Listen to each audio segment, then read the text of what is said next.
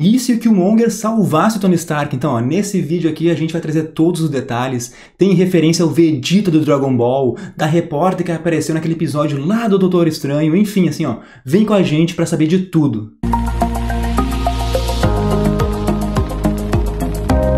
Bom, eu nem preciso falar que vai ter muitos spoilers pela frente, mas só pra avisar que a gente já postou nosso podcast em vídeo aí com a análise completa do episódio, que é aquela conversa semanal ali com o Diegueira. Cara, então dá o teu like verso, te inscreve no canal, ativa o sininho e vamos pra primeira referência, porque o episódio já começa ali com várias cenas que a gente já viu no MCU. Tem o Tony construindo a primeira armadura, a formação dos Vingadores e a gente chega até o ponto ali do sacrifício do Tony em Ultimato. Depois daí a gente tem aquela recriação da cena que a gente viu lá no primeiro filme do Homem de Ferro, lá de 2008, assim ó, lá naquela província de Kuan, no Afeganistão. O soldado ele pede pra tirar foto com o Tony e bem na hora do flash a gente vê aquela explosão assim. E saindo do carro ali o Tony pega o celular pra fazer uma ligação, mas tu te ligou que são modelos diferentes? Pois é, será que é porque são realidades diferentes? A gente não sabe, mas o Nerdverso percebeu esse detalhe aí. Só que a partir daí tudo muda, porque o Killmonger ele salva a vida do Tony Stark e dele nunca vai ser capturado pelos 10 Anéis. Aliás, 10 Anéis fakes, né? Eles foram citados novamente no episódio e vamos relembrar que a gente viu a verdadeira organização no filme do Shang-Chi desse ano. Indo pra coletiva de imprensa, a gente tem ali a pergunta da repórter Christine Everhart,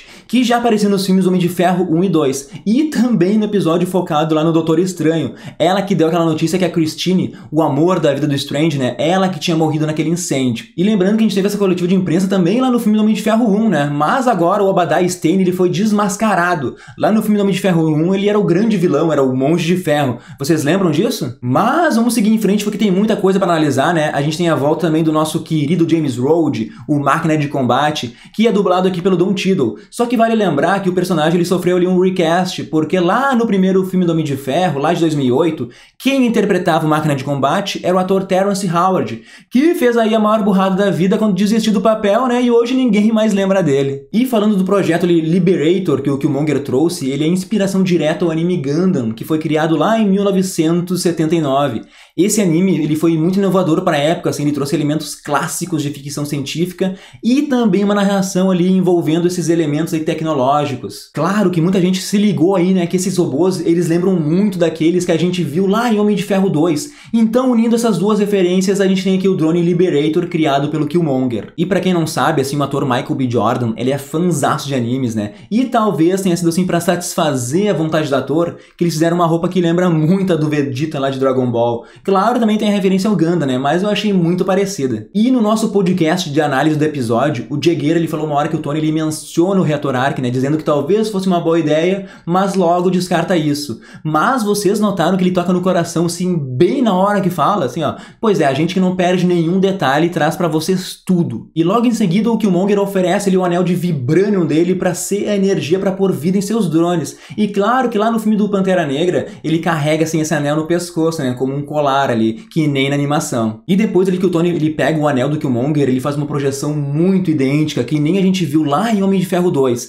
A gente chegou a comentar isso no podcast, aqui a gente complementa com as imagens, e então fica nosso convite de novo aí para vocês virem ouvir a nossa análise sobre esse episódio que tá fantástico. O Killmonger e o Rhodes, eles vão até o Ulysses Claw para conseguir assim mais Vibranium, e daí a gente tem aquela cena do navio, né, muito parecida com a gente viu lá em Era de Ultron. E vocês notaram que a arma que o Killmonger utiliza contra o Pantera Negra é o paralisador sônico, que é outra arma que a gente viu ser usada lá em Homem de Ferro 1 pelo vilão Obadiah Stane contra o Tony Stark. E vamos por uma parte emocionante, né, que é quando o corpo do T'Challa chega em Wakanda e no caixão ali que vem com ele, vem com letras no dialeto de Wakanda, né? Se tu for traduzir isso, diz Wakanda Forever, que também vai ser o título do próximo filme do Pantera Negra. Outra referência que o Nerdverso quer trazer pra vocês é o bracelete que o Tony ele utiliza pra comandar o robô, só que lá no filme dos Vingadores ele usava esse bracelete para controlar a própria armadura de Homem de Ferro. Aliás, outro detalhe é o jeito que o Killmonger ele luta contra o robô, o jeito que ele danifica as pernas robóticas. Ali lembra muito a luta dele contra o T'Challa lá no filme do Pantera Negra. E com a morte ali do Tony Stark, né, com uma lança no ombro, sim, a gente comentou isso na nossa análise, como isso é muito estranho, mas, né, essa morte vai virar mais uma marca no corpo do Killmonger, visual que a gente viu lá no filme do Pantera Negra. Bom, pro final do episódio são muitas referências referências. O Killmonger, ele chega em Wakanda com o corpo do Ulysses Klaue, ele mostrando ali a tatuagem que tem no lábio, igualzinho no filme. A gente tem também o Killmonger falando Wakanda Forever, mas eu não vou conseguir, assim, me acostumar a ouvir outra voz falando essa frase, que pra mim vai ficar imortalizada na voz do Chadwick Boseman. Wakanda Forever! Wakanda Forever! Wakanda Forever! Wakanda Forever!